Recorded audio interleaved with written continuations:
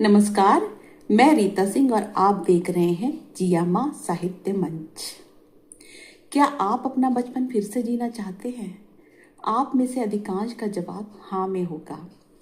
हम बीता हुआ समय तो दोबारा नहीं ला सकते, लेकिन जब बात बचपन की होती है तो बचपन में जो भी कुछ हम करते थे, जो भी कुछ हम देखते थे, वो जब दोबारा हमारे सामने आता है तो हमें एक बार फिर अपना बचपन याद आ जाता है। बचपन में हम सभी ने अक्सर सपेरों को अपनी बीन की धुन पर सांपों को नचाते हुए देखा होगा। आज भी जब हम नागिन की धुन सुनते हैं तो हमारा मन आनंदित होता है। लेकिन क्या आप जानते हैं कि ये सपेरे अचानक कहाँ गायब हो गए? सिर पर पगड़ी, देह पर भगवा कुर्ता, नुकीली जूतियां, साथ में गोल तहमद, कानों में मोटे कुंडल और गले में ढेरों मनकों की माला व ताबीज पहने, कंधे पर दुर्लभ सांप व तुम्बे को डालकर कर्णप्रिय धुन के साथ गली कूचों में घूमने वाले ये सपेरे अब हमें नजर क्यों नहीं आते? आजकल ये सपेरे नागपंचमी, होली, दशहरा और दिवाली के मौकों पर भी नजर नहीं आते। क्यों? सपेरे, जिन्हें कुछ सांप स्थानों पर संपीरा, नट या कालबेलिया भी कहा जाता है, ये सांपों से डरते नहीं थे, बल्कि उन्हें अपना साथी मानते थे। बीन बजाकर सांपों को नचाना उनकी रोजी रोटी का साधन था। जब सपेरा गांव या शहर की गलियों से गुजरता तो बच्चों की एक टोली उसका पीछा किया करती थी। फिर भीड़ भाड़ वाली जगह देखकर सपेरा अपनी पोटली खोलता और बांस की छोटी ढक्कन नुमा टोकरियों से विषैले सांपों को बाहर निकालता। इसके बाद बीन की धुन पर उन सांपों को नचाता। सांप क्या सच में बीन की धुन पर नाचते हैं?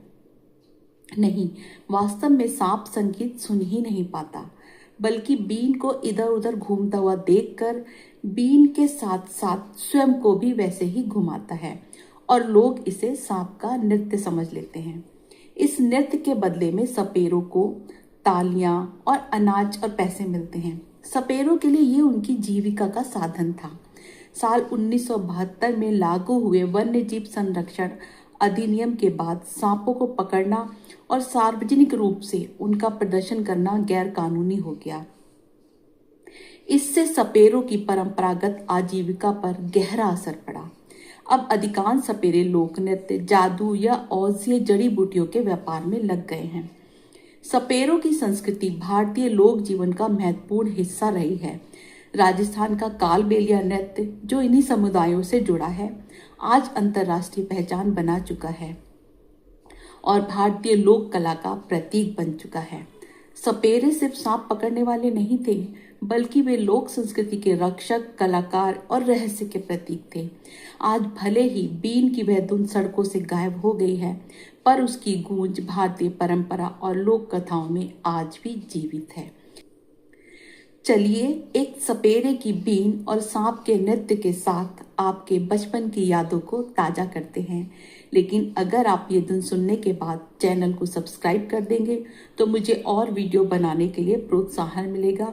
और आपको ये वीडियो कैसी लगी कमेंट करके जरूर बताइएगा। यदि आपके पास भी कुछ जानकारी है जो आप हमारे चैनल के माध्यम से देना चाहते हैं तो कमेंट में हमें बता सकते हैं। इसके अलावा आपकी कविताएं, लघु कथा, इन सभी का स्वागत है और आपके सुझावों का भी हार्दिक स्वागत है। तो सुनते हैं सपेरों की ये धुन।